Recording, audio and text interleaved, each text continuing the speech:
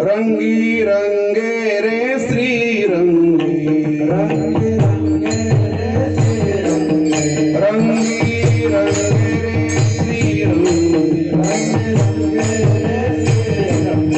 काय भुललाची पतंगे, काय भुललाची पतंगे, काय भुललाची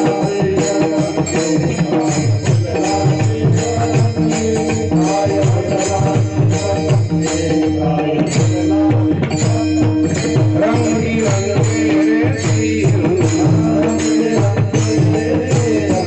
रंगी रंगे रे श्री रंगी।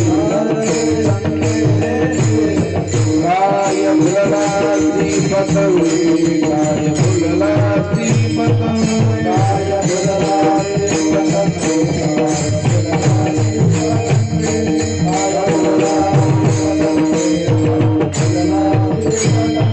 शरीर दयाचे देवर, शरीर दयाचे धरती अभिलाष देने, धरती अभिलाष देने, अभिलाष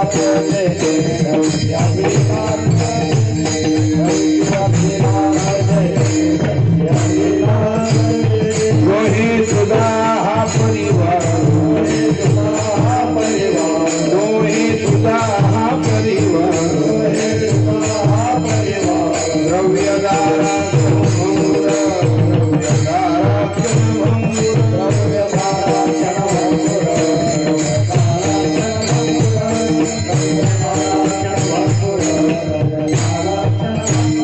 शरीर दयाचे ठेवणी,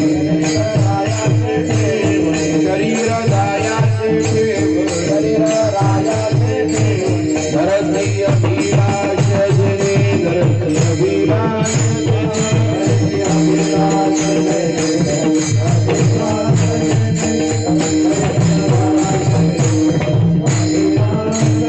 अंतकाळीचा सोय, अंतकाळीचा सोय, अंतकाळीचा सोय। तुका म्हणे विठुधरा, तुका म्हणे विठुधरा, म्हणे विठुधरा, म्हणे विठुधरा,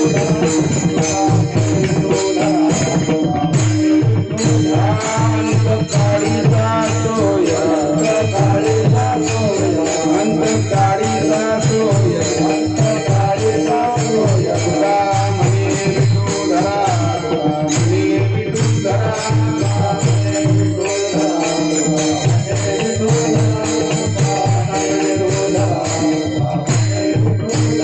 शरीर दयाचे ठेवणी, शरीर दयाचे ठेवणी, धरती अभिलाष देने, धरती अभिलाष देने,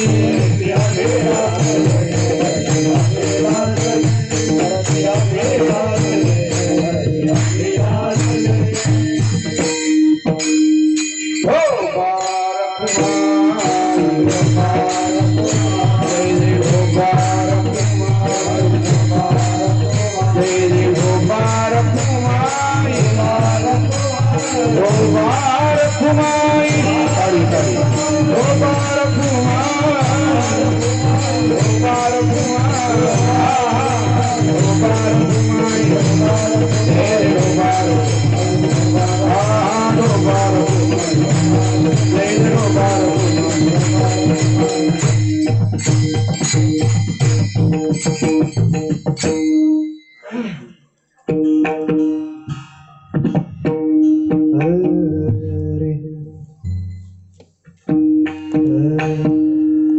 रंगे रंगे रे श्री रंगे,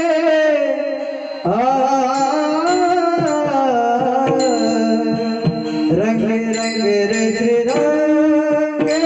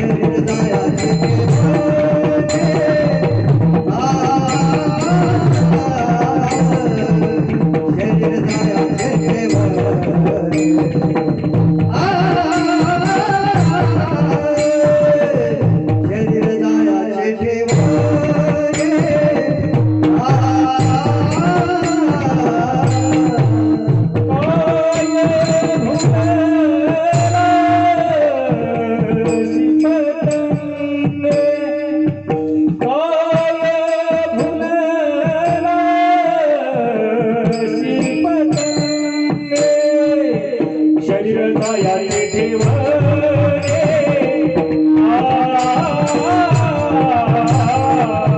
शरीर जायाचे ठेव रे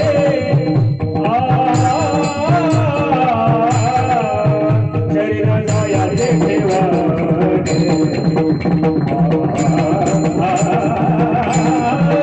शरीर जायाचे ठेव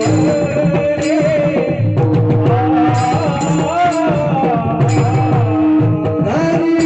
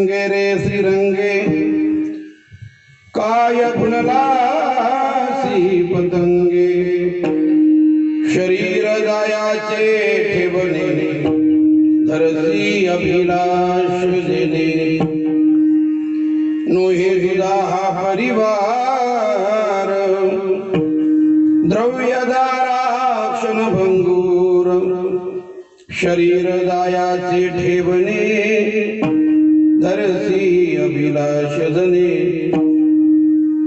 अंतकाळीचा सोयरा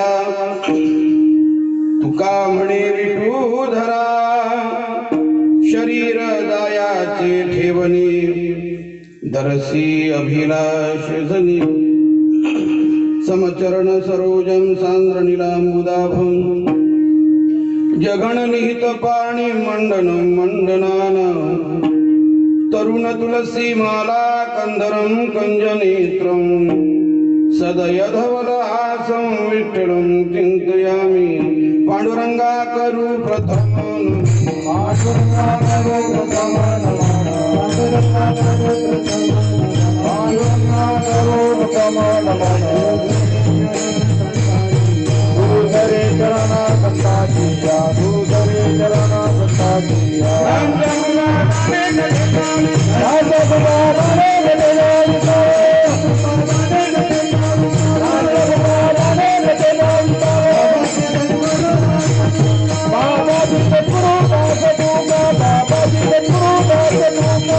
ज्ञानेशो भगवान विष्णु निवृत्तिर भगवान हरः सोपानो भगवान ब्रह्मा मुक्ताख्या ब्रह्मचित्करा दयांचे केलिया स्मरण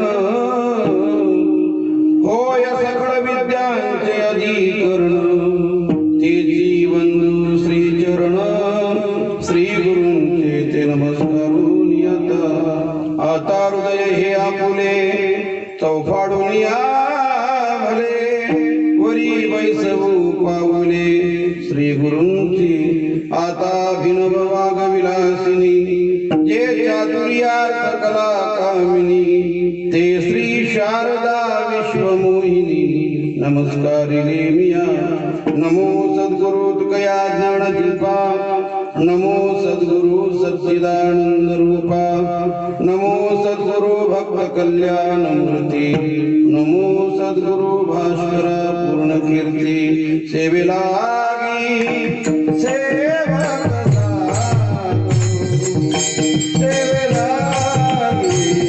सेवक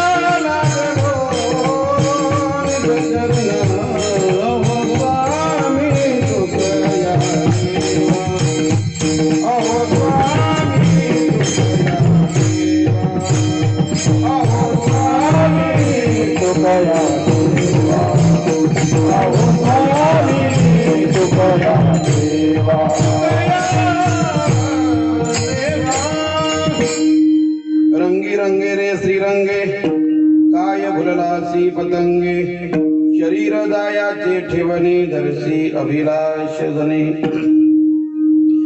अखिल कोट ब्रह्मांड नायक रुक्मिणी प्राण संजीवन पंढरीश परमात्मा यांच्या असीम कृपेने मुक्त तेजोनिधी कैवल्य साम्राज्य चक्रवर्ती माऊली महावैष्णव ज्ञानोबराय भगवान सर्वांच्या हृदयामध्ये व्याप्त असणारे जगद्गुरु तुकोबाराय आदी करून सर्व संतांच्या कृपा आशीर्वादाने परमहंस रामनाथ स्वामींच्या पदस्पर्शाने पावन झालेली ही भूमी अनेक महान महान गुरुवरांच्या पदस्पर्शाने पावन झालेलं हे गाव, या घराला वारकरी संप्रदायामधल्या अनेक मोठमोठ्या महात्म्यांच्या पदस्पर्शाने या घराला लागलेला तो वसा आणि वारसा, आमच्या गुरुजनांच्या पावलांचे ठसे ज्या घरामध्ये उमटलेले आहे त्या जाग्यावर कीर्तन करण्याचा हा सुयोग आहे. वैकुंठवासी रामचंद्र महाराज नागपूरकर असेल, वैकुंठवासी भाऊसाहेब वरोलीकर असतील, वैकुंठवासी अमृत महाराज नारखेडकर असेल, वैकुंठवासी शामराव महाराज सेटे असतील, अशा महान महान हिमालयासारख्या उंची असणाऱ्या महात्म्यांची पावलं ज्या घराला लागली, ज्या घराला वारकरी संप्रदायाचा फार मोठा वारसा लाभला, त्याच घरामध्ये कीर्तन करण्याचा हा सुयोग आहे. ज्यांच्या निमित्ताने आहे, ज्यांनी अखंडपणे आपल्या सेवेने संबंध विदर्भ प्रांतामध्ये, महाराष्ट्रामध्ये, संप्रदायामध्ये आपलं नाव आणि आपला ठसा उमटवला. वैकुंठवासी गुरुवर्य नारायण महाराज पाटील चौधरी यांच्या स्मृतीप्रित्यर्थ हा कार्यक्रम आहे. पाटील साहेबांचा आणि माझा एक आगळा वेगळा या परिवाराशी संबंध असा आला, त्याला कारणीभूत काही असेल तर फक्त दिंडी. वाडोनाथ ते रामनाथ ते पंढरपूर या दिंडीचा संबंध माझ्या लहानपणापासूनच दिंडीसोबत आला. पूर्वी ही दिंडी मंगरुळपीरला जात असताना त्या मोठ्या रस्त्याने जात होती आणि त्या कोळी फाट्यावर आमच्या गावाचा नाश्ता असायचा. वैकुंठवासी अमृत महाराज बाबाजी त्या ठिकाणी असायचे आणि आम्ही विनंती करायचो. मी खूप लहान होतो. आमच्या गावाचे सर्व बबनराव नेमाणे पाटील असतील, आमचे वडील असेल, असे अनेक लोक भाऊजींना विनंती करायची की भाऊजी, पाटील साहेबांच्या माध्यमातून सांगणं असायचं की एखाद्या वर्षी तरी हा मार्ग बदलावा आणि तो पसरणी मार्गे जाऊन तुम्हाला जेवण देण्याची या वारकऱ्यांची सेवा करण्याची आमची खूप इच्छा आहे. पाटील साहेब म्हणायचे तर माऊलींच्या मनात असेल, देवाच्या मनात असेल तर नक्की तुमची इच्छा पूर्ण होईल, पण आता ते शक्य नाही आहे. पण काही वर्षानंतर भाऊजी गेल्याच्या नंतर मार्ग बदलण्यात आला आणि गेल्या बऱ्याच वर्षापासून तो मार्ग आता पसर निघून जातो. हा एक या दिंडीचा संबंध. पाटील साहेब माझ्या आईच्या सेवेची नेहमी स्तुती करायचे. माझ्या आईची या दिंडीमध्ये असण्याची सेवा जी आईच्या हातून होते आहे वारकऱ्यांची, खरं तर त्या आईच्या सेवेमुळेच मला हा कीर्तनाचा योग आहे असं मी समजतोय. माझी काही तशी पुण्याही नाही आहे. त्या निमित्ताने या परिवाराचा एक फार मोठा एक आगळा वेगळा संबंध लहानपणापासून या परिवाराशी आहे. वर्षातून 1-2 वेळा गावामध्ये येण्याचा योग आहे. परमहंस रामनाथ स्वामींच्या पुण्यस्मरण निमित्त जो सप्ताह असतो त्याही मध्ये माझी सेवा असते आणि म्हणून या सेवेकरता मी या ठिकाणी उभा आहे. या कीर्तनाकरता महाराष्ट्रातील सुप्रसिद्ध कथाकार रामायणाचार्य विदर्भभूषण आणि माझं श्रद्धास्थान, ज्यांच्याकडे मी राहिलो, ज्यांच्यामुळं आज मी कीर्तनकार झालो, रामायणाचार्य श्री महाराज अर्थात रामरावजी महाराज ढोक या ठिकाणी उपस्थित आहे. त्यांच्या चरणावर विनम्र अभिवादन करतोय. सोबतच माझे सन्मित्र ज्येष्ठ गुरुबंधू हरिभक्तपरायण भागवताचार्य सोपान काका काळपांडे या ठिकाणी उपस्थित आहे. बरीच महाराज मंडळी आहे. स्वानंद सुखनिवासी सद्गुरू जोग महाराज या शिक्षण संस्थेमध्ये अनेक विद्यार्थी या ठिकाणी उपस्थित आहे. आपण सर्वजण माझ्याकरता ज्येष्ठ आणि श्रेष्ठ आहात. ज्ञानाने, वयाने आणि सर्व गोष्टीने आपण मोठे आहात. तुम्हा सर्व भाविकांच्या चरणी साष्टांग विनम्र अभिवादन करून सेवेला सुरुवात करतो. विठ्ठल.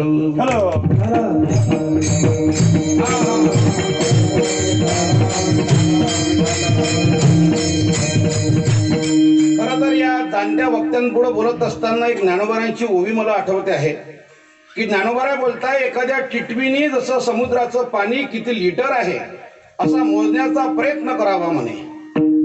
त्या टिटवीने कितीही प्रयत्न केला तरी समुद्राची खोली तिला कधीही मोजता येणार नाही. तद्वत त्याचप्रमाणे तिचा तो केविलवाना प्रयत्न चालू आहे. आपल्या चोचीने ती समुद्राची खोली मोजण्याचा प्रयत्न करत आहे. तिने किती प्रयत्न केला ते शक्य होणार नाही. तद्वत त्याचप्रमाणे या जाणत्या वक्त्यांपुढं ज्यांच्यामुळे आम्ही घडल्या गेलो त्यांच्यापुढं माझ्याकडे इतका शब्द भांडार नाही, इतका शब्द संग्रह नाही आणि इतका माझा अभ्यासही नाही, इतकं ज्ञानही नाही की त्यांचं मी समाधान करेल.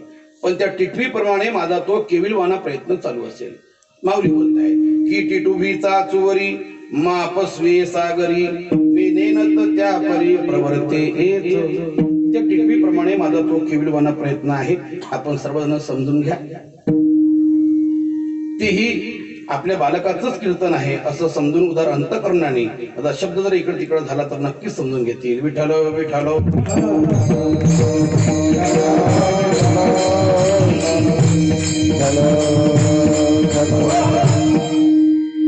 आई वडील गेल्याच्या नंतर आई वडिलांबद्दल एखादा पुण्यस्मरणाचा कार्यक्रम, एखादं भजन कीर्तन संकीर्तन काही एखाद्या कथा त्या ठिकाणी करणं गरजेचं आहे का? नाही केलं तर नुकसान काय आणि केल्यानंतर फायदे काय?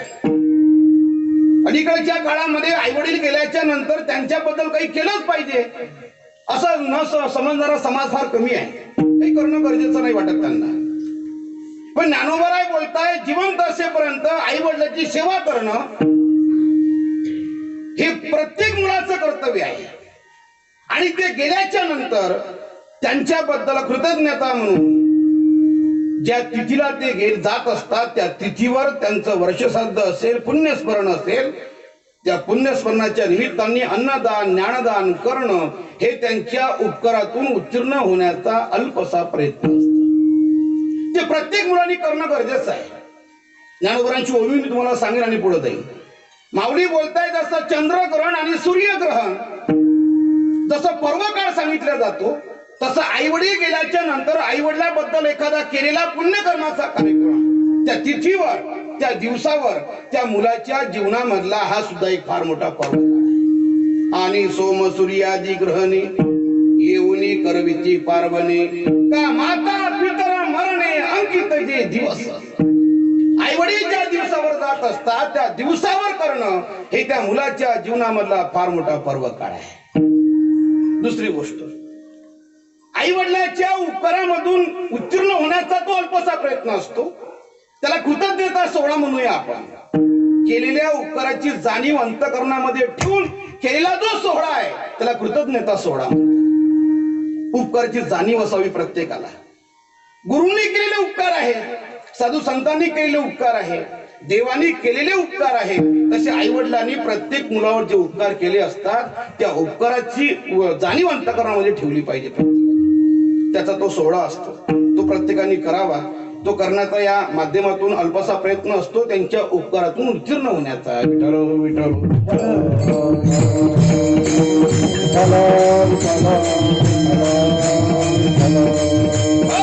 ज्ञानोबरांची आणखी गोबी आहे. माऊली बोलताय समाजामध्ये तुम्ही किती मोठे झाले याला महत्व नाही, समाज तुम्हाला किती मानतो याला मुळीच महत्व नाही. घरी आल्याच्या नंतर आपल्या आई वडिलांशी तुम्ही किती प्रेमाने दोन शब्द बोलता, माऊली बोलता याला जास्त महत्व आहे. जर समाज तुम्हाला मोठं करतोय, समाजात तुम्ही मोठे झाले आणि समाज तुम्हाला खूप मान देतोय आणि जर घरी आल्याच्या नंतर आपल्या आई वडिलांशी तुम्ही दोन शब्द प्रेमाने बोलत नसाल तर माऊली बोलताय त्या माणसासारखा मूर्ख माणूस दुसऱ्या जगतात कोणी नाही. मी माऊलीच्या शब्दाचा आदर घेऊन पुढे बोलेल. घरी माता पितरा धड न बोली संसारा एरा विश्वभरी आदरा मूर्ख जैसा. शब्द माऊलींचे आहे. जगात त्याला किती आदर आहे, विश्वात त्याला किती आदरा किंमत नाही आहे. घरामध्ये आल्याच्या नंतर आई वडिलांशी दोन शब्द बोलणं ही त्याचं महत्व आहे. तो खरा शहाणा मुलगा आहे. कसा आहे, एखाद्या भूमीचं जे महत्व असतं त्या भूमीमध्ये आलेले त्या पिकाचे कोंब सांगत असतात. सांगे कोंबाचे भूमीचे मार्ग सांगे कोंबाचे न माऊली बोलताय. ते कोंब सांगत असतात भूमी किती सुंदर आहे. तसं मुलाच्या इच्छेवरनं आई वडिलांचे गुण मुलाच्या त्या जीवनामध्ये उतरत असतात. आई वडील ज्याप्रमाणे असतील त्याप्रमाणे मुलाचे आई वडिलांचे गुण त्या मुलामध्ये उतरत असतात. भूमीचे गुण त्या कोंबामध्ये उतरत असतात. एखाद्याच्या घरामध्ये गेल्याच्या नंतर ते घर कुलीनाचं आहे हे कशावरनं ओळखायचं, तर त्या घरामध्ये आल्याच्या नंतर येणाऱ्या पाहुण्यांचा आदर कसा होतो याच्यावरनं समजतं की ते घर कुलीनाचं आहे का नाही. तो आदर कसा होता. जिसं घर आदर भाव नहीं उस घर जाना ना चाहिए असं. कितना भी सुंदर हो लड़का उसे सिर पर बिठाना ना चाहिए. कितनी भी सुंदर हो कन्या उसे घर घर घूमना ना चाहिए. जिस घर आदर भाव नहीं उस घर भी जाना ना चाहिए. घराचं कुलीनता कशावरून ओळखता येते तर घरामध्ये आतिथ्य किती आहे, त्या आलेल्या पाहुण्यांचा आदर किती होतो त्याच्यावरनं घर कुलीनाचं हे सिद्ध होत असते. या घराचं मला नेहमी कौतुक वाटत आहे. या घरामध्ये इतके मोठमोठे महात्मे आले महाराज, काही साधी गोष्ट नाही, काही पुण्याचा संचय असे म्हणून ते आले ना. आज साक्षात महाराज उपस्थित आहे, ही साधी गोष्ट आहे. मला अजूनही आठवते वैकुंठवासी बोधेबाबांचं माझ्या जीवनातलं शेवटचं पारायण त्यांच्यासोबत मला करण्याचा योग आला. मी बोधेबाबांचं किती प्रेम होतं पाटील साहेबांवर मी तुम्हाला सांगतो 2 मिनिटात. यवतमाळला माझी ताई राहते, येवले पाटील, त्यांच्या घरी बाबांचं पारायण होतं. निलेश महाराज गावंडे गेले, त्यांना ते राऊत गुरुजींना माहिती होते. आम्ही ते पारायण केलं 2 वर्षापूर्वी बाबा जाण्याच्या अगोदर. पारायण संपलं आणि बाबांना खूप ताप आला. तेव्हा बाबांचा हातालाही थोडासा मार लागला, बाबांचा हात असाच होता. पारायण संपलं आणि खूप ताप आला. मग बाबांना सांगितलं आता सरळ पंढरपूरला जावं लागेल तुम्हाला, खूप अजून इतका ताप भरलेला आहे. बाबा म्हटले नाही, जाताना मी पाटील साहेबांची भेट घेऊन जाईल.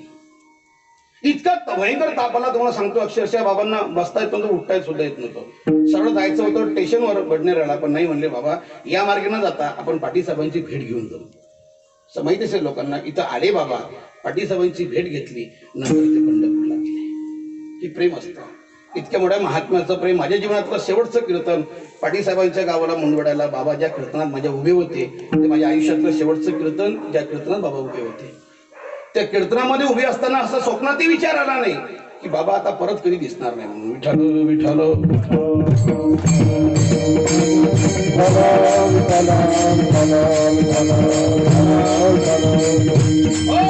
या सगळ्या लोकांचं प्रेम पाटील साहेबांवर इतकं मोठं का आहे त्याचं कारण मी तुम्हाला सांगतो, त्यांच्या जीवनातली ती सेवा आहे.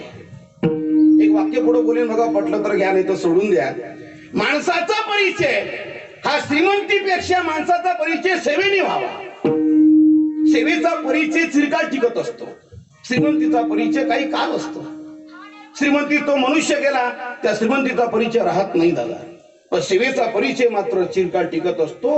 तो नुसतं याच लोकांमध्ये नाही, या भूमंडळा माझी कीर्ती, या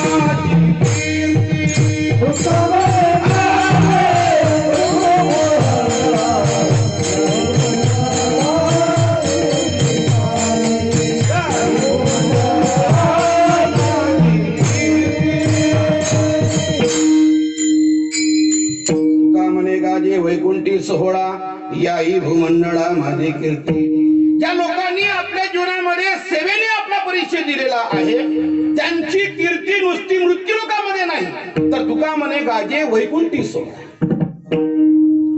आजही या सर्व लोकांचं आपण गेल्याच्या नंतर नावं घेतो. यांचं कारण एकच आहे, यांच्या जीवनामधला त्यांनी सेवेने आपला परिचय दिलेला.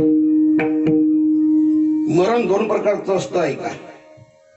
मी कोणताही विचार आपल्या पुढे सांगत असताना ओघाओघाने विषयाला म्हणून सांगतोय, उपदेशाने कुणी घेऊ नका. ते तर उगीच होते, मी खूप उपदेश करतो तुम्हाला असं अजिबात नाहीये. उभं केलं तुम्ही मला, त्याच्यामुळे आता ते सांगणं गरजेचं आहे, बाकी काही नाही. मरण 2 प्रकारचं असतं. काही माणसं जगून मरतात, तर काही माणसं मरून जगत असतात. जगून मरणाऱ्यांची संख्या कमी नाही आहे. आजा मेला, पंजा मेला, बाप मसना गेला, देखत देखत नातू पंतू तोही तैसा झाला. हे सगळे जे जाणारे लोक आहेत, जे गेल्याच्या नंतर समाज दुःख व्यक्त करत नाही, जी माणसं गेल्याच्या नंतर गाव दुःख व्यक्त करत नाही, जी माणसं गेल्याच्या नंतर त्याचा परिवार देखील खेद व्यक्त करत नाही, कोणाच्याही डोळ्यामधून 2 अश्रू पडत नाही, असं ज्याचं जाणं आहे त्याला जगून मरणं म्हणतात. ज्याच्या धनाने कोणाला काही फरक पडला नाही, उलट परिवार म्हणत असतो बरं झालं गेला, खायला कार आणि भुईला बरं झालं, त्याच्या धनाने कोणाला काही दुःख नाही, ठीक आहे, याला जगून मरणं म्हणतात. पण दुसरं वाक्य मी बोललो होतो तुमच्या समोर, काही लोक अशी असतात ते मरून जगत असतात दादा. जगाच्या पडद्याआड गेल्याच्या नंतर सुद्धा त्या देहदृष्टीने ते जगामध्ये नाही आहे. जगात ते दिसत नाहीये. जगाच्या पडद्याआड गेल्याच्या नंतर सुद्धा स्वतःचं अस्तित्व असं निर्माण करून जातात, असं काही कार्य करून जातात की त्यांच्या कार्याची कीर्ती लोकांच्या हृदयामध्ये स्थित राहते. चंद्र सूर्य असेपर्यंत समाज त्यांना कधी विसरत नाही. याला मरून जगणं म्हणतात.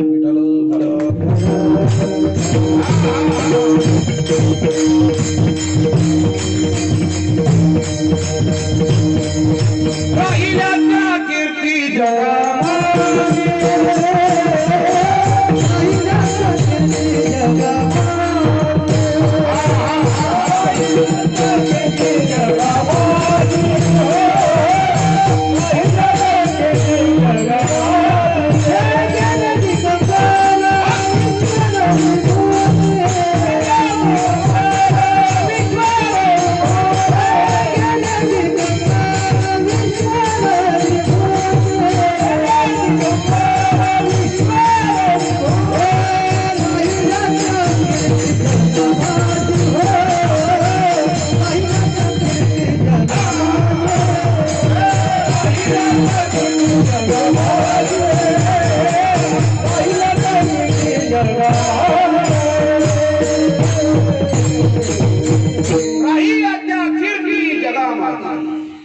गेल्याच्या नंतर सुद्धा त्यांना समाज कधी विसरत नाही.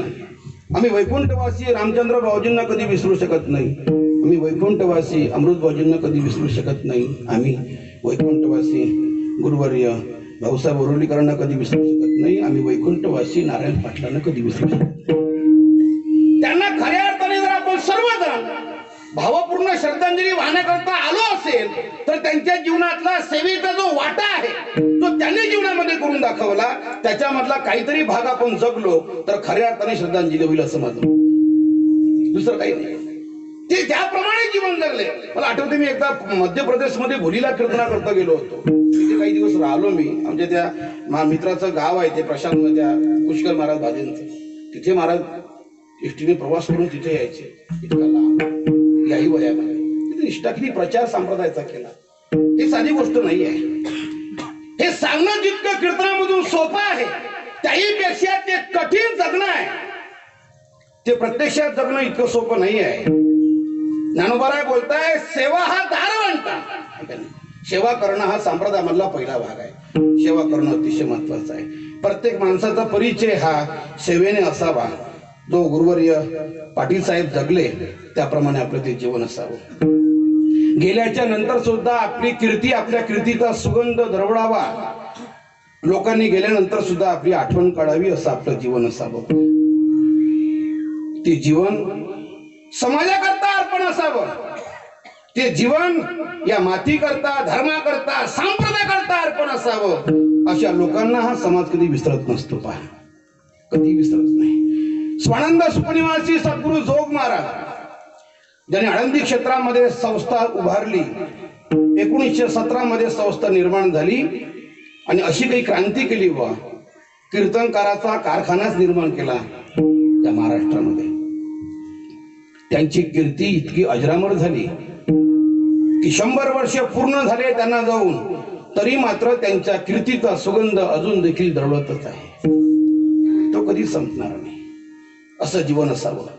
धर्माकरता, संप्रदायाकरता जीवन अर्पित असावं. आणि स्वानंद सुखनिवासी सद्गुरु जोग महाराजच्या नंतर महाराज तर आम्ही डोळ्यांनी पाहिले नाही, पण धर्माकरता, संप्रदायाकरता जीवन किती अर्पण असावं हे आदरणीय ढोक महाराजांकडे पाहून आम्हाला समजलं की एक जोग महाराजचं 1 कोटी खर्च करून मंदिर बांधलं हे आपल्याकरता स्वाभिमानाची गोष्ट आहे. हे फार मोठ्या महात्म्याची परंपरा आहे आणि त्या परंपरेतली आम्ही सगळी हिरे आहोत. हे महात्मे आम्ही पाहिले डोळ्याने. आम्हाला त्यांना नाही पाहता आलं. आमचं भाग्य कमी पडलं कदाचित. आम्ही गुरुवर्य मामासाहेब नाही पाहिले, आम्ही भाऊसाहेबही कदाचित पाहिले नाही. आपण सर्वांनी पाहिले आहे. पण त्याच परंपरेमध्ये कसे महात्मे जन्माला आले हे आपल्याला प्रत्यक्ष पाहायला भेटलेलं आहे. संप्रदायाकरता, धर्माकरता आपलं जीवन अर्पित असावं असा कारखाना निर्माण केला की मला त्याचा सुगंध अजून देखील दरवळत आहे.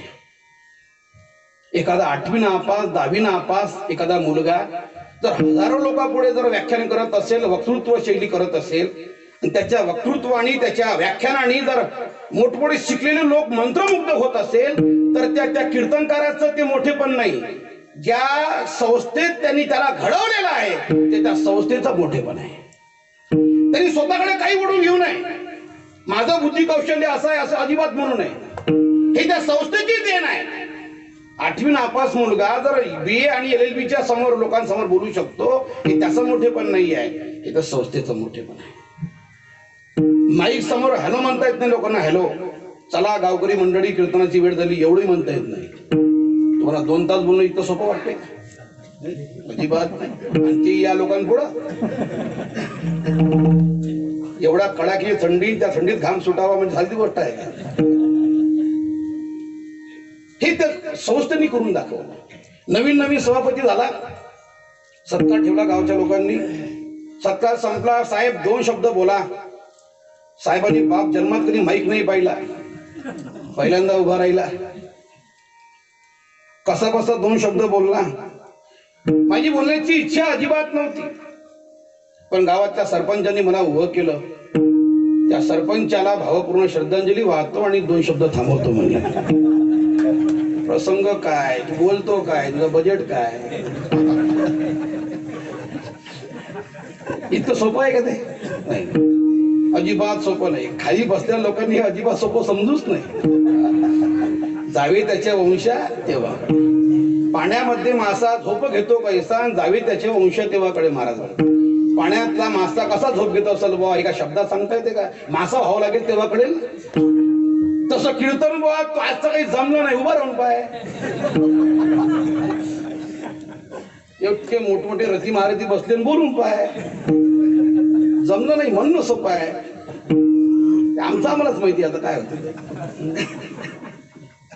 ज्या संस्थेने ही क्रांती केली त्या संस्थेचं हे मोठेपण आहे. नगर जिल्ह्यात जर तुम्ही गेले तर असा एक कारखाना निर्माण झाला की ज्या कारखान्यातून इकडनं ऊस टाकला की तिकडनं साखर बाहेर पडते. पण माझ्या सद्गुरू जोग महाराजांनी असा कीर्तनकाराचा कारखानाच निर्माण केला की इकडनं गावातला अशिक्षित अंपड मुलगा नेऊन टाका, 4 वर्ष पूर्ण झाल्याच्या नंतर तो आदर्श कीर्तनकार म्हणून बाहेर पडतो. हे क्रांती माझ्यावरती शिक्षण ही त्यांची किमया आहे, ही आमचं मोठेपण नाही आहे. कदाचित अहंकाराचा ते अभिनिवेश एखाद्या वेळेस अहंकार निर्माण होईल आमच्या मनामध्ये, पण पदोपदी गुरुवारांचा आदर्श डोळा जर समोर ठेवला तर तो अहंकार मनात निर्माण होणार नाही. विठ्ठल विठ्ठल.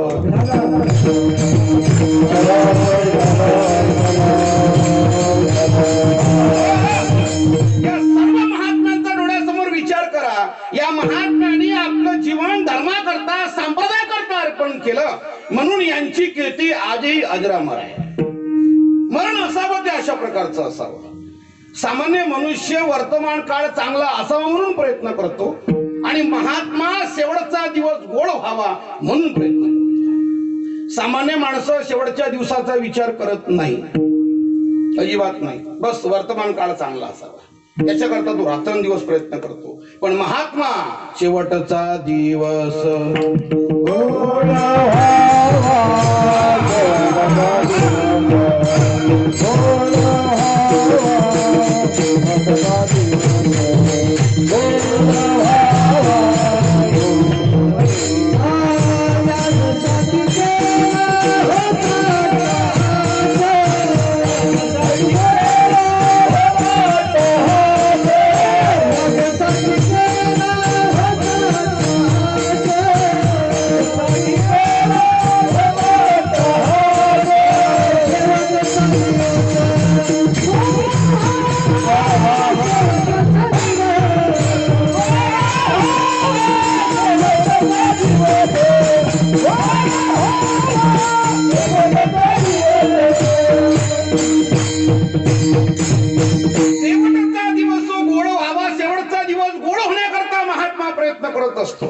तर सामान्य मनुष्य शेवटच्या दिवसाचा विचार करत नाही. त्याला मर हा शब्द देखील सहन होत नाही असं माऊलींचं मत आहे. अगा मर हा बोल न सहाल. मर शब्द देखील माणसाला सहन होत नाही, घाबरतो मनुष्य मरणाला. महात्मा मात्र त्या मरणाचं स्वागत करतो, त्या मरणाला घाबरत नाही तो. वैकुंठवासी बोधेबाबांचं जीवन मी पाहिलं, शेवटच्या काळामध्ये अतिशय जवळून बघितलं. बाबा त्या दवाखान्यामध्ये जेव्हा ऍडमिट होते, शेवटचे श्वास म्हणत होते. अशाही काळामध्ये बाबांच्या चेहऱ्यावर एक संगीत हास्य होतं. चेहरा मात्र त्यांचा प्रसन्न होता. मात्र सगळ्या ठिकाणी त्यांना सलीन लावलेलं होतं. अशा अवस्थेमध्ये सुद्धा बाबांकडे गेलं की बाबा म्हणायचे जेवण करा. त्या दवाखान्यामध्ये म्हणायचे जेवण करा. ज्या नर्स होत्या त्यांना सेवा करायची. त्यांना म्हणायचे अगं बाई जेवलीस का? जेवण करून घे. जेवण, भोजन आणि भजन या दोनच गोष्टी करता बाबांचं जीवन होतं. आणि तोच वसा आणि वारसा पुढं नारायण महाराज पाटलांनी पुढे सांभाळला. पाटलांकडे कधी आलो इथं असे बसायचे. मॅडमने सप्ताह असायचा. मी कीर्तना करता आलो की बसायचे. जेवण केलं, जेवण करा, चहा घ्या, नंतर खूप काळजी. तोच वसा आणि वारसा त्यांनी चालवला. हे जीवन या लोकांनी जे जगलेले आहे याला जीवन अशा प्रकारे म्हणतात. यांचा जीवनाचा आदर्श डोळ्यासमोर ठेवून आपण आपल्या पारमार्थिक वाटचालीची कालक्रमण केली पाहिजे. पहा, यांच्या चरित्रामधून, यांच्या जीवनामधून काय घ्यावं आपण? यांच्या जीवनामध्ये सेवा आपण जरी घेतली तरी आपला उद्धार झाल्याशिवाय राहत नसतो. असं जीवन त्यांचं असं. ते आपण त्याच्यात शिकलं पाहिजे, ते घेतलं पाहिजे. त्याप्रमाणे आपलं जीवन जगण्याचा प्रयत्न केला पाहिजे.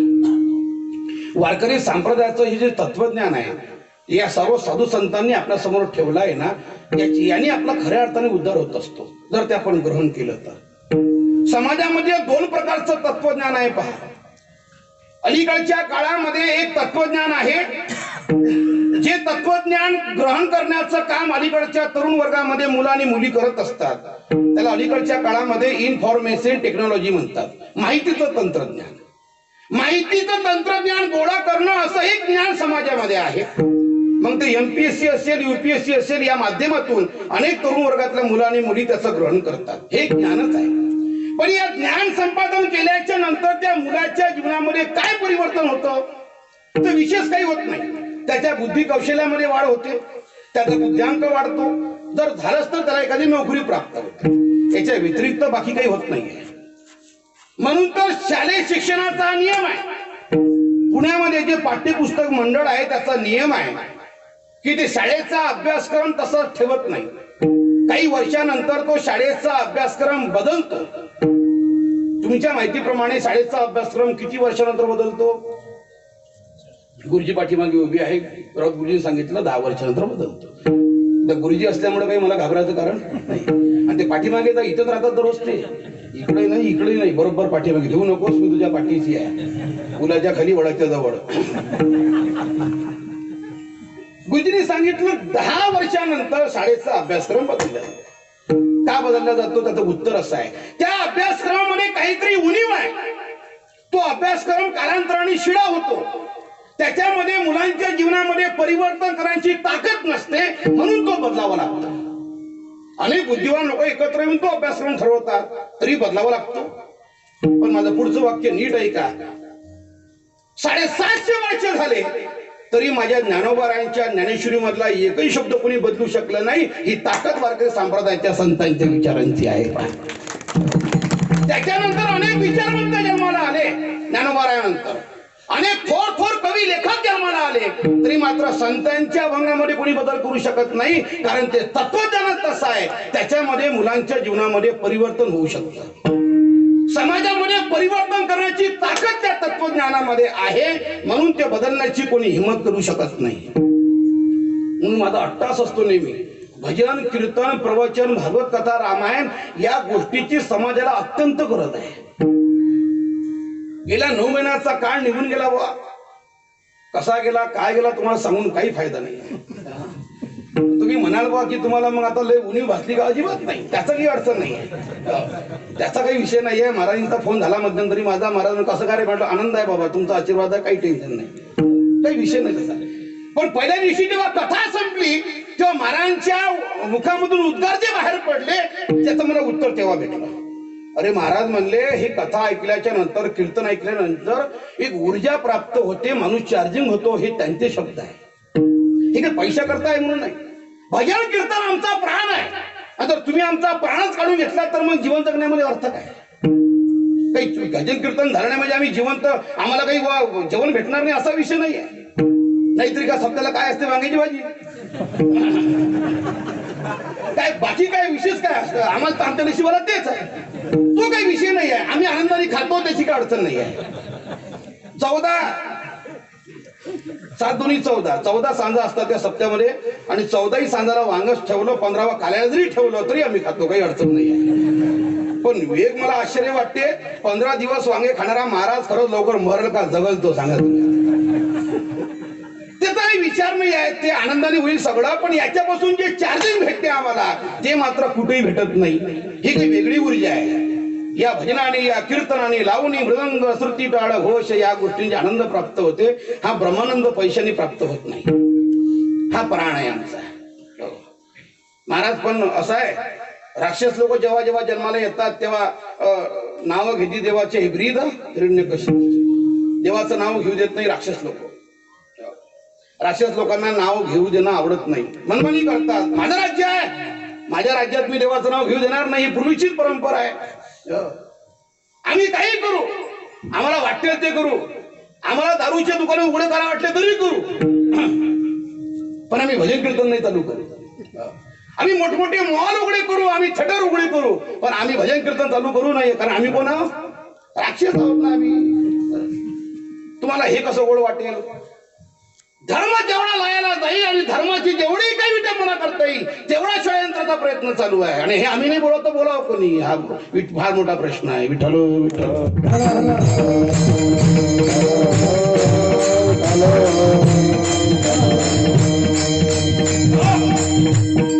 खरं तर लहानपणी मोठा घास होईल, पण आता आमची क्षमता संपत चालली म्हणून बोलावं लागते. आता आमचा अंत कोणी पाहू नये आणि जेवढा लवकर होईल तेवढा लवकर परमिशन देऊन द्या, चालू करावं. आहे का नाही? 100-200 लोक का होईना, आम्ही सामान्य कीर्तन करायचं बरं आहे, आपलं चालू राहते. आहे का नाही? सवय पडली का नाही, सवय लवकर जात नाही ते. आणि बा दररोज नारळ, बुक्का, कुंडली, कवता, रिटर्न हे सवय पडली ते इतक्या लवकर जात नाही.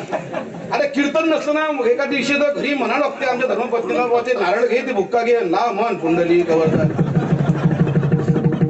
पर्याय नाही हो, ते सवय भारत पडले एवढं ना हिंद्री असं कडा कसं काय जाईल इतक्या लवकर? वयाचे 15-20 वर्ष तर त्याच्यामध्ये घातले तर कसं काय आम्हाला ती दुसरी सवय लागल ना? त्याच्यामध्ये आमचं जीवन समर्पण त्यालाच आहे ना. मग एकाच गोष्टीला जीवन समर्पित केलंय. आता या साऊंड दादा हे आमचे ताथोड हे इकडले धानोर ताथोडचे लोक आहे, यांना म्हटलं बा साऊंड बंद करून टाका, ते आता तुम्ही काही मंडप कीर्तन काहीच नाही. आता तो माणूस कसा दुसरा विचार करत? आता साऊंड इकून टाकून काय फुगे काही टाकून का तो? त्याच्याकरता जे केलं तेच करावं लागेल ना आम्हाला. काही लोक म्हणते मग महाराज मग दुसरं काही करा. दुसरं कसं काय करा? 15-20 वर्ष याच्यात घातले, दुसरं काय कसं काय करावं आता? आता हेच करावं लागेल ना, तुम्ही समजून घ्या ना आम्हाला. आता नागपूरचे आले, वडलीचे आले, बरेच ठिकाणचे आले म्हणून हा संदेश केला, इशारा असं आता समजून घ्या, बोलवा आता आम्हाला. आता 9 महिन्यात काही कोणी या म्हटलं नाही, कोणी कराही म्हटलं नाही.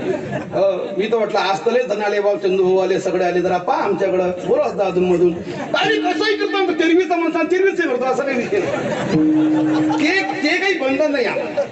तुम्ही फक्त आता शंकरराव त्रिके बसले सगळं लोक आहे, मला कधी मी इकडला तेरवीचा कीर्तनकार पैसा इष्ट आहे, लोकांना माहित आहे. मला फोन कोणी केलं की महाराज 11 तारीख बुक करून घ्या, काही अडचण काही टेन्शन नाही. सकाळी तर सोनाळ्यावरनं फोन आला, महाराजांना माहिती आहे तुकाराम महाराज वानखडे महाराज आमचे बंधुराज गेले, तारीख कोणती का असे म्हटलं लिहून घे, डायरेक्ट खालीच आहे लिहून गेले. तो काही विषय नाही. हे लवकर चालू करणं गरजेचं आहे, कारण हे वारकऱ्याचा प्राण आहे. या भजना कीर्तनाशिवाय वारकरी जिवंत राहू शकत नाही, कारण तो त्याचा श्वास आहे, मुख्य आहे. पुढचं वाक्य बोलतो, लहानपणी मोठा घास होईल, पण सांगतो काही पत्रकार लोक असेल तर माझा संदेश त्या सत्ताधीशापर्यंत पोहोचवा. जर लवकर तुम्ही हे निर्णय घेतला नाही तर येणाऱ्या काळामध्ये वारकरी संप्रदाय मतदानावर बहिष्कार आणल्याशिवाय राहणार नाही. ही ताकद संप्रदायाची आहे, हे लक्षात ठेवलं. हे नाविला नसतो, करावं लागणार आहे आम्हाला. आता तसंही जायचंय नसंही जायचंय, मग आता असंच काय हो हरकत आहे, ते गरजेचं आहे. वारकरी संप्रदायाचं तत्वज्ञान समाजामध्ये परिवर्तन करू शकतं, ही ताकद त्या तत्वज्ञानामध्ये आहे. येणारी पिढी संस्काराने भरलेली पाहिजे. येणारी पिढी संस्कारहीन नकोय, आणि संस्कार फक्त या मंडपात भेटतात, इतरत्र कुठेही भेटत नाही. हा आध्यात्मिक विश्वातला सिद्धांत आहे. जगाच्या बाजारात तुम्ही कुठेही फिरा, हे संस्कार पुढच्या पिढी करता कोणत्याही मंडपात भेटू शकत नाही. म्हणून माझा नेहमी अट्टास असतो, अलीकडच्या पाल्य वर्गांनी मुलांना अट्टासाने कीर्तनामध्ये आणलं पाहिजे. मी या पाटील परिवाराला धन्यवाद देईन की यांची सगळी त्या सार्थक पासून अर्जुन पासून सगळे लोक सगळ्यांना कीर्तनाची आवड ते लावत असतात. हे खऱ्या अर्थाने फार महत्वाची गोष्ट आहे. आणलं पाहिजे मुलांना. जर तो येत नसेल तर 2 फटके द्या, जेवढी ताकद असेल तेवढे द्या, तरी त्याला कीर्तनात आणा. हो. आणि त्याला मारत असताना जर त्याच्या आईला जास्त दया आली आणि आई जर मध्ये मध्ये करायला लागली, राहू द्या आपला एकुलता एक आहे, तर पोराला सोडून द्या. हुशार आहे तुम्हाला, पुढं वाक्य बोलू दिलं नाही तुम्हाला, वाक्य पूर्ण करू दिलं नाही. बरोबर तुम्ही डोक्यात घेतला विषय करू. वा वा. तरी काय होईना दोघांचाही विचार करा, आणि दोघांचा विचार करून का होईना त्याला म्हणा लगेच कीर्तनात जायचं आहे, बाकी नाटकं बंद. हा प्यायचा लाड त्याचा लाड नाही, महत्वाचा आहे. त्या मुलांच्या जीवनामध्ये हे फार महत्वाचं आहे. कारण अलीकडचे मुलं जेवढे विचित्र आहे, जेवढी त्यांची बुद्धी टॅलेंट आहे, हुशार आहे त्यांच्याकडं, तेवढे हुशार म्हातारी माणसं नाही आहे. नेहमी महाराज सांगत असतात, बिघडलेला आजोबाचा मोबाईल दुरुस्त करून देणं हे अलीकडचं नातवाचं काम आहे. इतके ते हुशार आहे. कधी कोणाला कधी टोपी घालतील याची काही गॅरंटी नाही आहे, कधीच नाही. एका घरी मी गेलो, कीर्तनाकरता उशीर झाला, त्या घरी जाऊन बसलो. म्हणतो मुलगा होता काहीतरी छोटासा, तो टीव्ही पाहत होता. सांगितलं बाळा अरे इतकं काय टीव्ही पाहतो, जरा चित्र बदल, हे कार्टून मला आवडत नाही, दुसरं काही लाव. तो म्हटला महाराज मला अजिबात नाही, दुसरं आवडत नाही, मी हेच पाहणार. ठीक आहे म्हटलं. 10-15 मिनिटांनंतर तो पाणी पिण्याकरता गेला, रिमोट ठेवून दिला. मी असा विचार केला, हा येईपर्यंत का होईना आपण रिमोट घेऊ, एखादं चॅनल चेंज करू, बातम्या वगैरे काही असं पाहू आणि पण त्याला परत देऊन टाकू. मी ते रिमोट घेतला, चॅनल बदलण्याचा प्रयत्न केला काका, पण ते काही चॅनल त्याचं बदललं नाही. 10 मिनिटांनी तो आला. त्याला म्हटलं का रे बाळा हे चॅनल बदलत का नाही? त्याने सांगितलं म्हणे महाराज पाणी पिण्याला जात असताना रिमोटचे सेल काढून सोबत घेऊन गेलो. काय बुद्ध्यांक आहे हो मुलांचा. मला सांगा तुम्ही, हे मुलं खरंच आपल्या या घराण्यामध्ये पुढे वारसा चालवतील का वारकऱ्यांचा?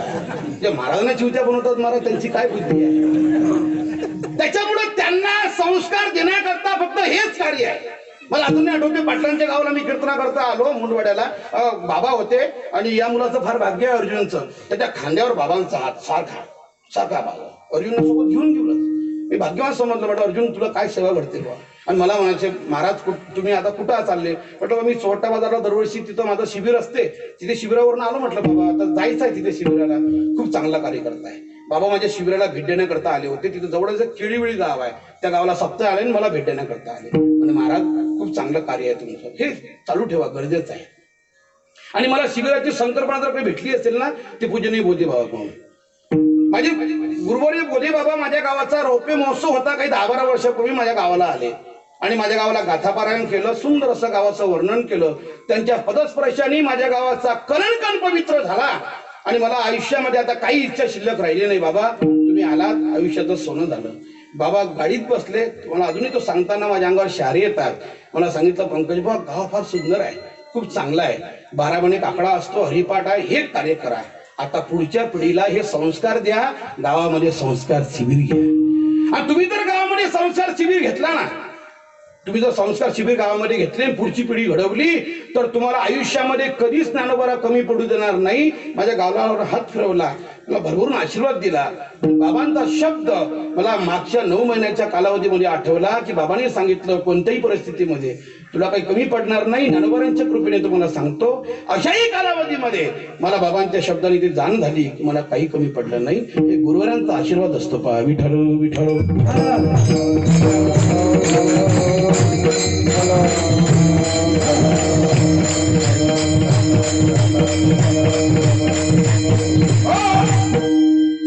त्या संस्कार शिबिरावर मी येत असताना अर्जुनला सांगितलं म्हणे अर्जुनला आता तुम्ही काम करा महाराज, आता सत्ता संपताना अर्जुनला सुद्धा तुम्ही शिबिरामध्ये घेऊन जा आणि त्याला पक्वास शिकवा. पाटील साक्षीदार या गोष्टीचे, त्याला पक्वास शिकवा. बाबांचं खूप प्रेम त्याच्यावर.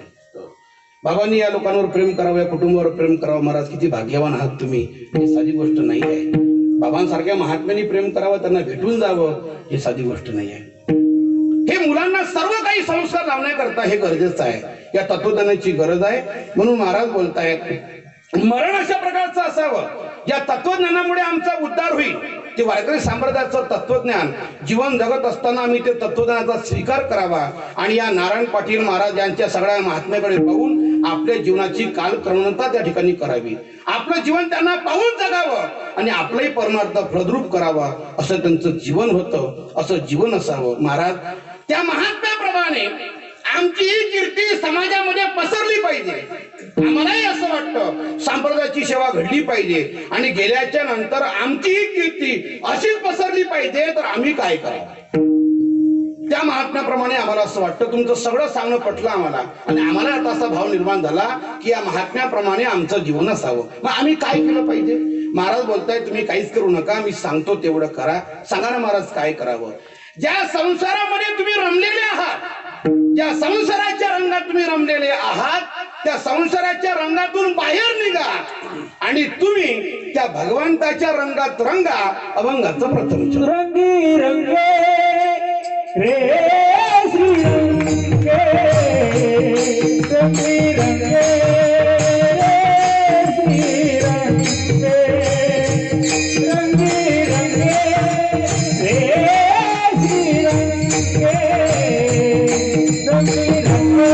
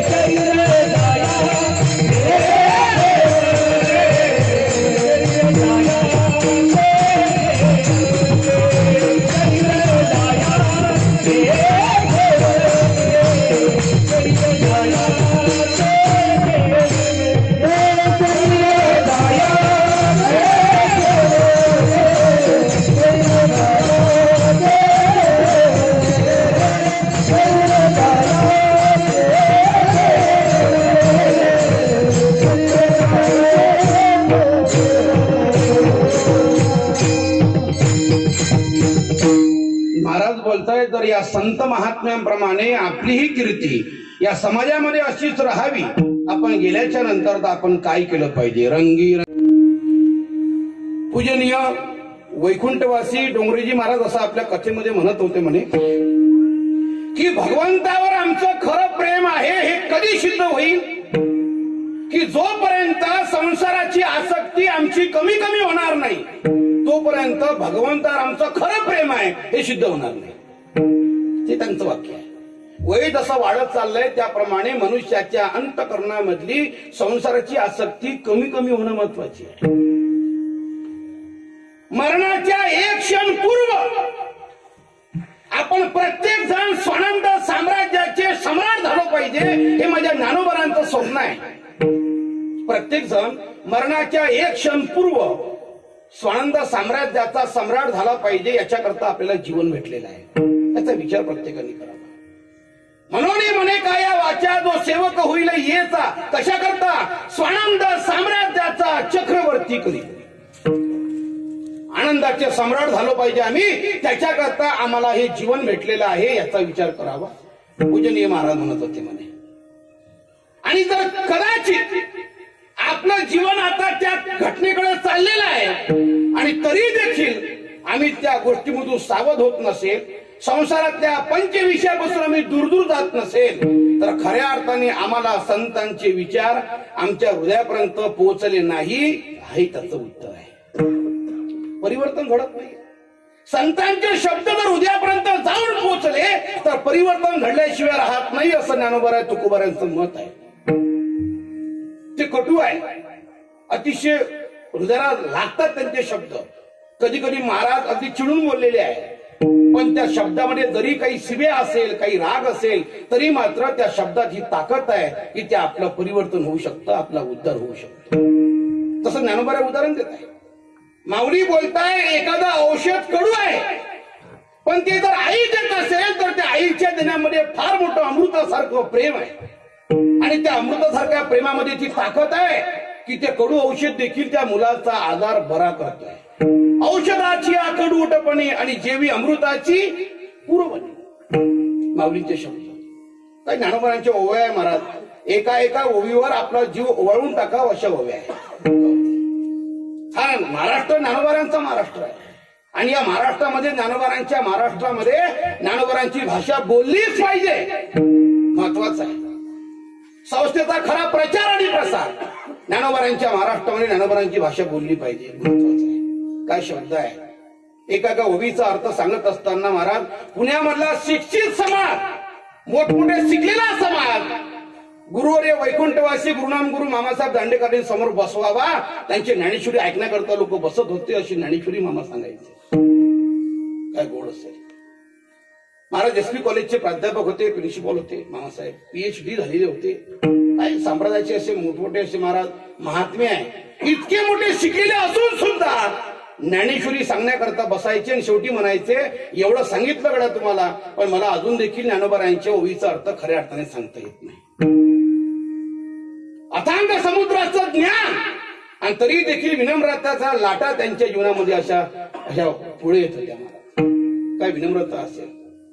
ज्ञानेश्वरी गोड आहे, वाचत चला. काही वाचल्यापेक्षा, वर्तमान पत्र वाचल्यापेक्षा, पोलीस टाईम वाचल्यापेक्षा हे बरं आहे ना. लोकांच्या बापाच्या घटना वाचून आपलं जीवन बर्बाद केल्यापेक्षा हे वाचलेलं बरं आहे का नाही. तिकडं असं झालं, तुला काय करायचं आहे, आणि मग ते त्याचं बरोबर ऐका. ते मोदी साहेबांचं बायको ऐकत नाही, त्याचं कशाला सांगतोय. ते वेळ बर्बाद केल्यापेक्षा, वर्तमानपत्र वाचल्यापेक्षा वाचावी ज्ञानेश्वरी. सांगतो तुम्हाला, ज्ञानेश्वरीवर जर तुमचं खरं प्रेम जडलं ना तर जगातला कोणताही विषय तुम्हाला आवडणार नाही. फक्त मनापासून वाचत चला. आई आहे. आणि तुम्हाला पुढे सांगेल, मोठ्यांच्या मुखातून ऐकलेलं वाक्य आहे. गुरुवर्य वैकुंठवासी विठ्ठलबाबा घुले पाठामध्ये म्हणायचे, बुवा ज्ञानोबारांची ज्ञानेश्वरी ऐकण्याकरता त्याचं हृदय, त्याचं काळीज हे म्हणजे वाघिणीचं दूध आहे म्हणे. ज्ञानेश्वरी म्हणजे वाघिणीचं दूध आहे, आणि वाघिणीचं दूध ठेवण्याकरता पात्र देखील हे सुवर्णाचं पाहिजे, सोन्याचं पाहिजे. वाघिणीचं दूध कोणत्याही पात्रात राहत नाही, भांड्यात राहत नाही, ते फुटून बाहेर पडतं. तसं ज्ञानोबारांची ज्ञानेश्वरी ऐकण्याकरता, वाचण्याकरता हृदय देखील तेवढं पवित्र आणि स्वच्छ असावं लागतं. विठ्ठलो विठ्ठलो.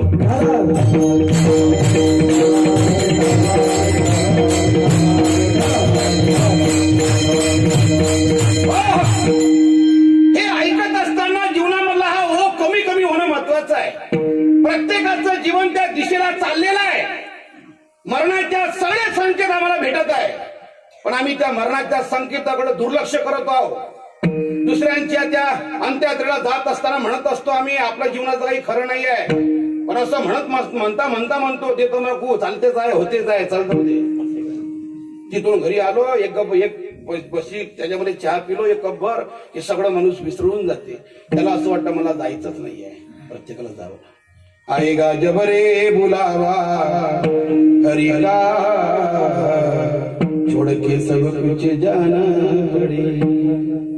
साथ ना आएगा कोई बहाना, छोड़ के सब कुछ जाना पड़ेगा. सत्ता संपदा राहील ठाईचे ठाई. हे संकेत आम्हाला समजत असतात, पण आम्ही त्याच्याकडे दुर्लक्ष करतो. महाराज बोलताय, शास्त्र असं सांगते आहे की 6 महिन्यापूर्वीपासूनच माणसाला मरणाचे संकेत भेटत असतात, पण माणूस त्याच्याकडे दुर्लक्ष करतो म्हणे. 6 महिन्यापूर्वी संकेत भेटतात. कशाप्रमाणे, जर सकाळी तुम्ही उठले आणि सूर्याचा उदय पूर्वेकडे झाला आणि पूर्वे दिशेने तुम्ही चालत असताना सूर्याचा उदय झाला, लक्क असा प्रकाश पडला, तर त्या पूर्वे दिशेला चालत असताना निसर्गाच्या नियमाप्रमाणे आपली सावली पश्चिमेला पडली पाहिजे. तर ज्या दिवशी आपली सावली पश्चिमेला न पडता दक्षिणेला पडली तर समजावं आपलं मरण आता 6 महिन्याच्या नंतर आपला नंबर आहे. उद्यापासून तुम्ही पानं सुरू करताना मला माहित आहे, त्याच्या एवढं काही बारकाईने पाहू नका. संकेत आहे, शास्त्राने सांगितलं, महाराजांच्या मुखातून अनेक वेळा ऐकलेला आहे. त्याच्यानंतर 3 महिन्याच्या नंतर आपलं मरण आहे. कशी संकेत आहे? आंघोळ करताना अंगावरच्या 2 जागा अशा आहेत की त्या कधीच त्याच्यावर थेंब सुद्धा थांबत नाही. किती पाणी टाका, 2 जागा, खांदे आणि हृदयाची जागा, त्याच्यावर थेंब थांबत नाही. 2 जागा कोरड्या राहतात. ज्या दिवशी कोरड्या दिसल्या समजावा आपला नंबर 3 महिन्याच्या नंतर आहे. तुम्ही काही लक्षात ठेवसाल नाही, पण हे लक्षात मात्र जरूर ठेवसाल. मला माहिती आहे तुम्ही आता हे बारकाईने नोटच का असाल सगळं. आपण 6 महिन्यापासून एका दिवसापर्यंत येऊ. त्याच्यानंतर कानी घालून या बोटे नाद जे पहावे न दिसता जाणावे 9 दिवस. ज्ञानोबा बोलताय, कानामध्ये बोट घाला, नाद ऐकू येत नसेल तर 9 दिवसावर आपलं मरण आहे. डोळा घालून या बोट चक्र जे पहावे आणि न दिसता जाणावे 7 दिवस. 7 दिवसावर आपलं मरण आहे. भोवया पाहता न दिसती जाणा आयुष्याची गणना 5 दिवस. आपल्या डोळ्याने आपल्या भोव्या पाहायच्या, ज्या दिवशी दिसल्या नाही समजावं 5 दिवसांनी आपला नंबर आहे. लगेच पाहून घेऊ नका, नंतर निवांत पाहा. पुढे एका दिवसावर नासागरीचे आग्रह न दिसता नयनी. आपल्या डोळ्यांनी आपल्या नाकावरचा सेंडा पाहायचा, ज्या दिवशी दिसला नाही समजावं म्हणा त्याची दिनी रामकृष्ण. काय लोक पाहुणे घेता लगेच पाहतील. हे आपलं जरी महाराज बोलता हे आपलं लक्षात राहत नाही, कारण का आपलं भानात राहत नाही या गोष्टीकडं. म्हणून माऊली बोलताय, ज्ञानदेव म्हणे हे साधूचे लक्षण अंतकाळी आपण वेगी पहा. विठ्ठल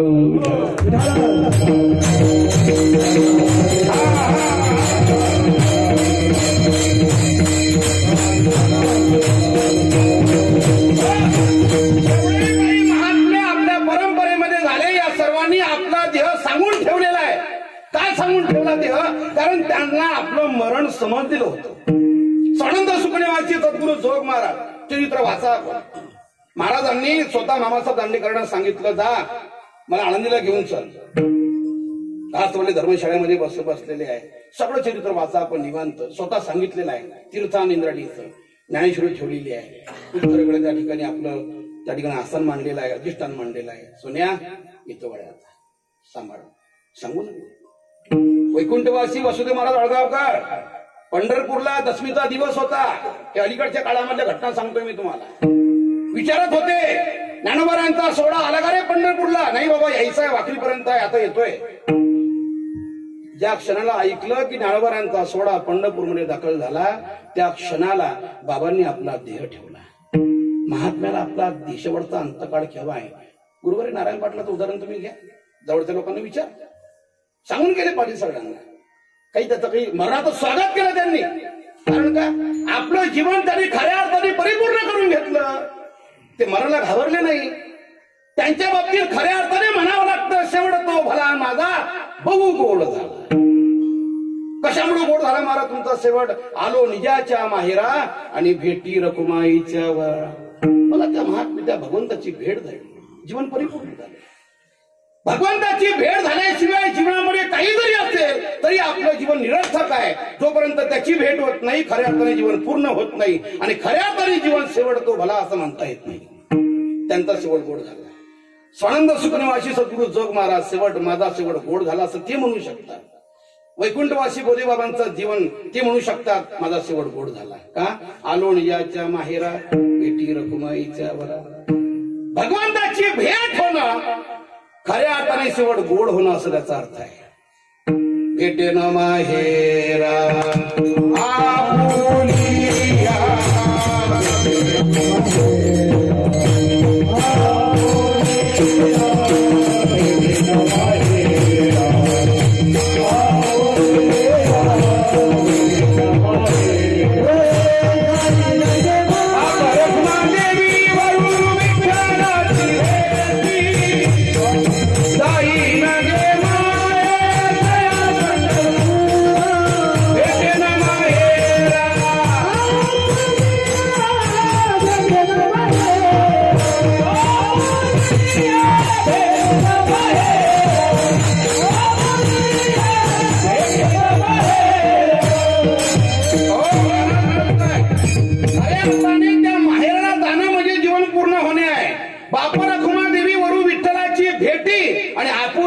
संसाठी करुणी ठेला.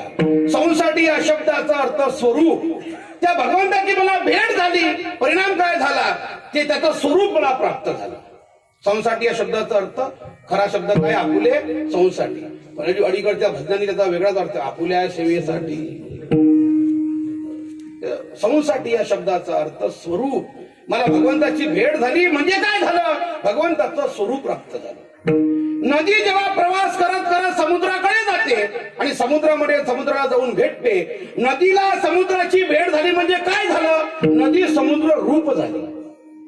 तुका म्हणे गंगा सागर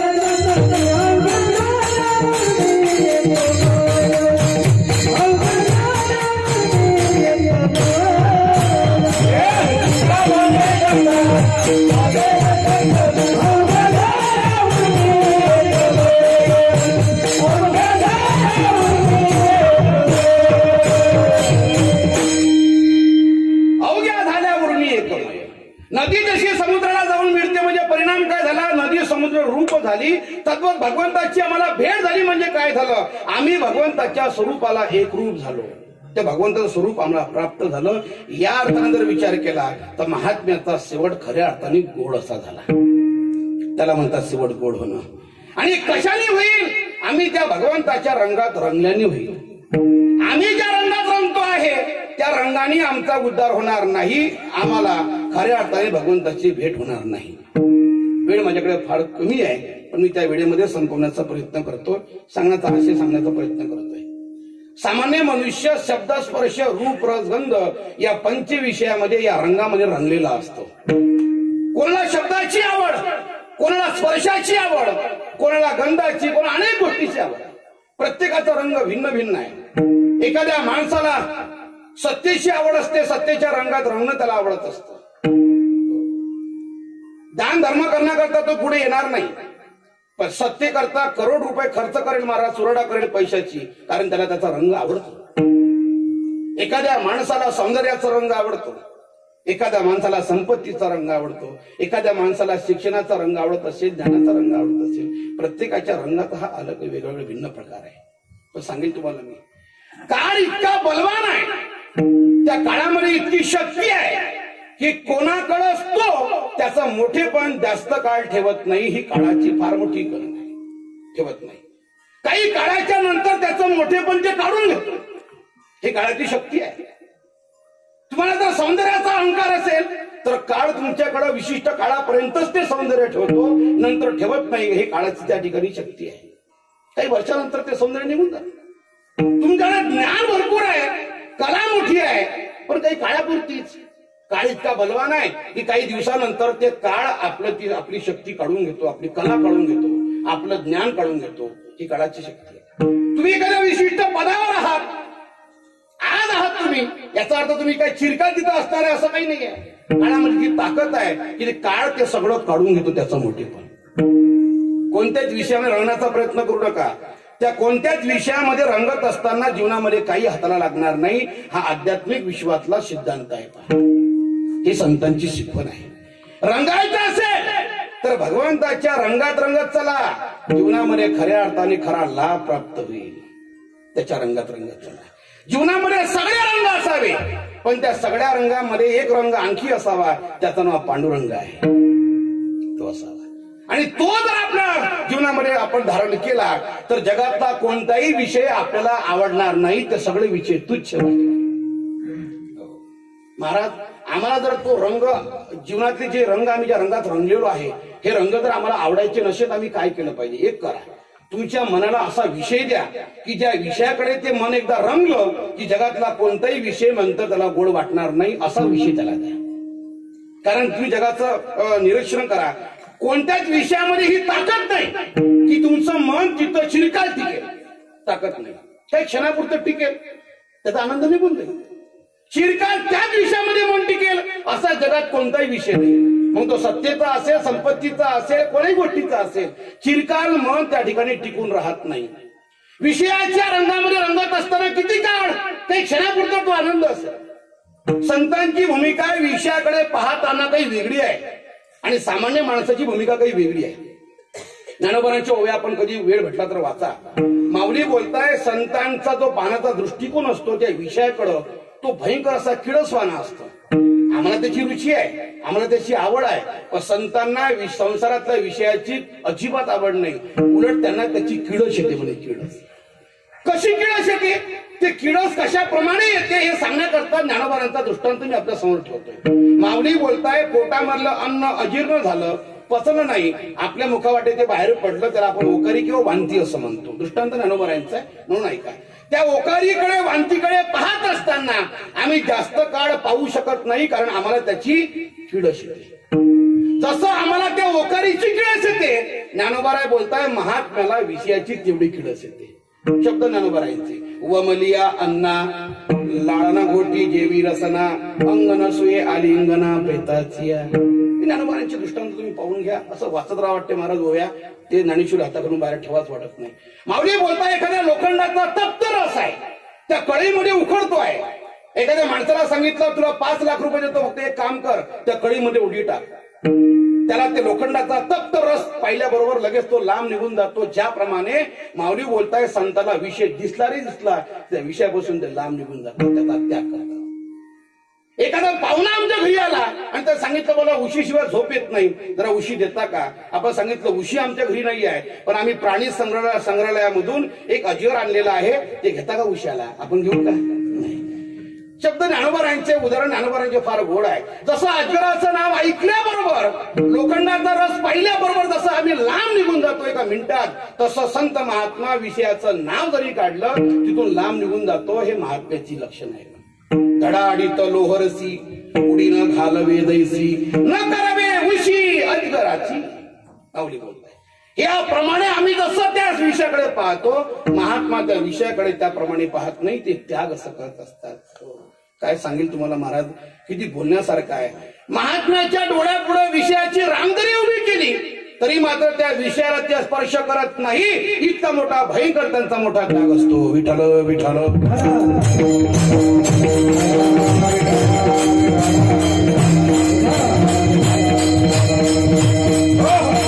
एका वारकरी संप्रदायाच्या नियमाप्रमाणे आपण मोठ्या प्रमाणे भजन करूया आणि आपल्या संकल्पित वेळेमध्येच बोलण्याचा प्रयत्न करूया. विठोबा रखुमाई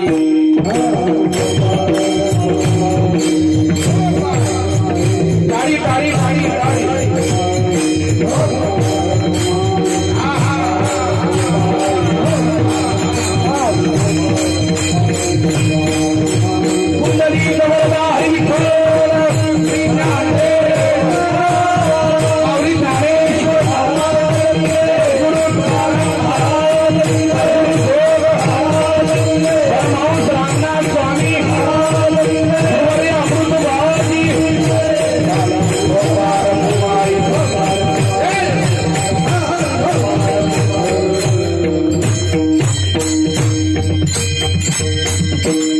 संतांपुढे विषयाची रांग तरी उभी केली महाराज, तरी महात्मा त्याला स्पर्श करत नाही.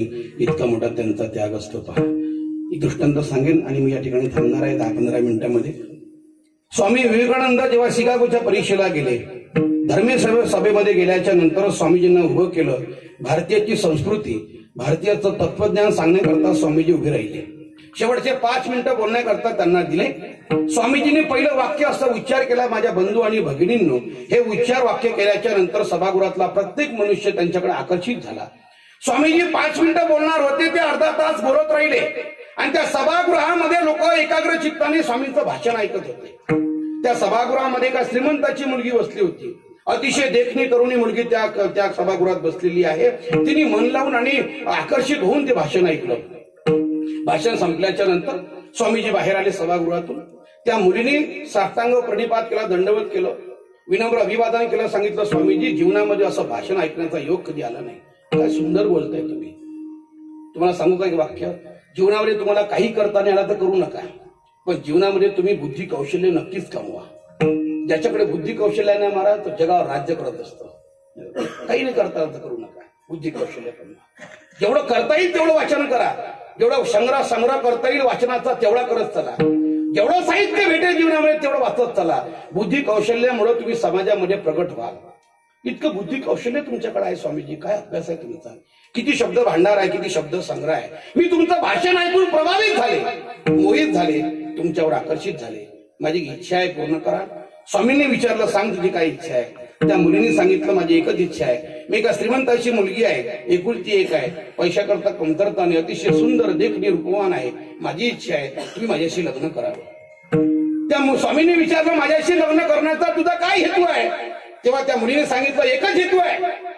तुमचं भाषण ऐकल्याच्या नंतर मनामध्ये असा भाव निर्माण झाला की तुमच्यासारखा विद्वान मुलगा माझ्या पोटी जन्माला यावा आणि त्याचा आई होण्याचं सौभाग्य मला प्राप्त व्हावं, म्हणून मला तुमच्याशी लग्न करायचं आहे. स्वामींनी सांगितलं, एवढंच. अरे मग लग्न करण्याची गरज नाही आहे. जर तुला माझ्यासारखा मुलगा प्राप्त करायचा आहे, याच्याकरता लग्न करायचं आहे, तर इतक्या लोकांपुढे मी आज जाहीर सांगतोय की आजपासून तू माझी माता हो, मी तुझा मुलगा होतो. लग्न करण्याची गरज नाही. किती मोठा त्याग आहे. हे स्वामी होते, ते जगद्गुरु तुकोबाराय होते. जाई तू माते न करी साय असं म्हणणारे. तथाकथित एखादा स्वामी असता सांगितलं असतं, बा आतापर्यंत इच्छा अजिबात नव्हती, पण तू इतका आग्रह करतेस तर काय हरकत आहे करायला. हा वेगळा भाग आहे. साधूचं वैराग्य हे वैराग्य वेगळं आहे. वाढता हा पुण्य धर्म केला, संसाराच्या नावे भारोनिया शून्य. वाढता हा पुण्य धर्म केला. महाराज बोलता, रंगायचं असेल तर विषयाच्या रंगात रंगू नका, हातामध्ये काही प्राप्त होणार नाही. अरे रंगायचंच असेल तर भगवंताच्या नामस्मरणात रंगा. विठ्ठल विठ्ठल विठ्ठल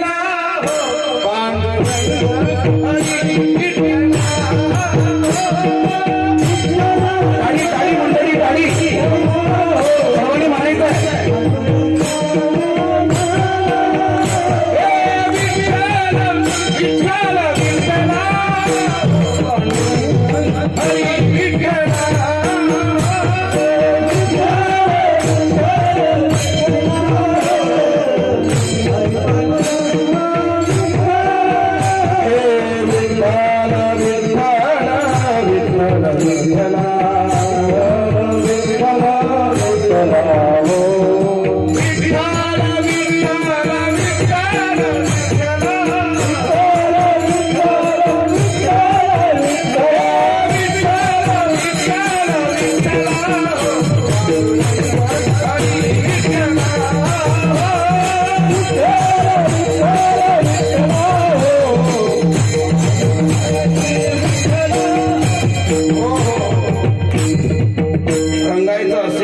भगवंताच्या रंगात रंगा, याला रंगणं म्हणतात.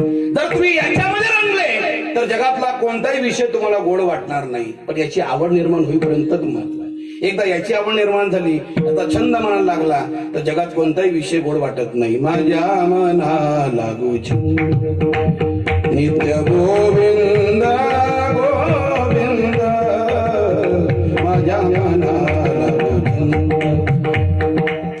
हा छंद ज्याला लागलेला आहे त्याला मला दुसरं काही गोड वाटत नाहीये. पाटलांच्या या स्मृतीपित्तरच्या निमित्ताने आपण सर्वजण त्यांना श्रद्धांजली म्हणून आपण सर्व लोक आपण आलो त्यांच्या दुःखात सहभागी होण्याकरता. त्यांच्या प्रेमास्तव आपण या ठिकाणी आलेलो आहोत. सर्वांनी मी म्हणतो त्याप्रमाणे एकदा भजन करून त्यांना श्रद्धांजली व्हायची आहे. माझ्या पाठीमागे टाळ या ठिकाणी कमी वाजेल, फक्त मृदंग वाजेल. एकदा पुरुष वर्ग नंतर महिला वर्ग. विठ्ठल माधा माधा माधा माधा विठ्ठल माधा मी विठ्ठल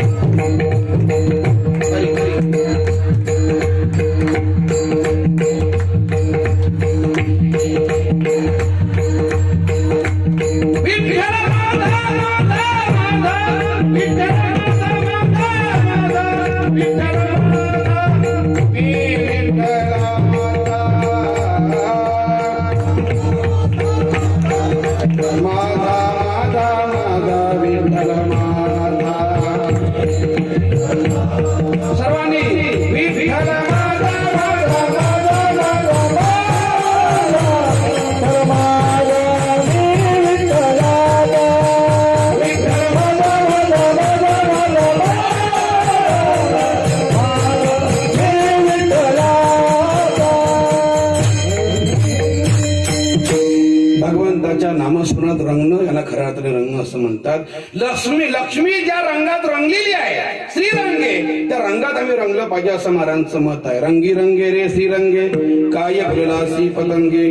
त्या पतंग नावाचा किडा आहे, त्या पतंग नावाच्या किड्याप्रमाणे तुम्ही भुलू नका. माऊली बोलताय पतंगा दीप्ती आलिंगन अचूक त्याची मरण. तो जर त्या ठिकाणी मरत असेल त्या रूपाला भावून, तसं तुम्ही भुलू नका. महाराज आम्ही तुमचं ऐकलं नाही तर काय परिणाम काय होईल. शरीर जायाचे ठेवणे धरशी अभिलाष जने.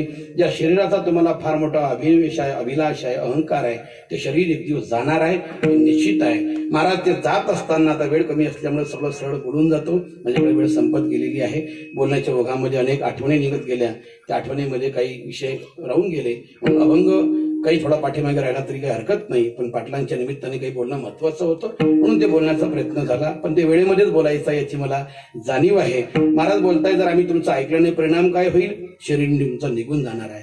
महाराज त्या मरणाच्या संकटातून आम्हाला कोणी सोडवणार नाही का. आमचा परिवार अजिबात नो हे तुझा हा परिवार द्रव्य धारा क्षणभंगुर.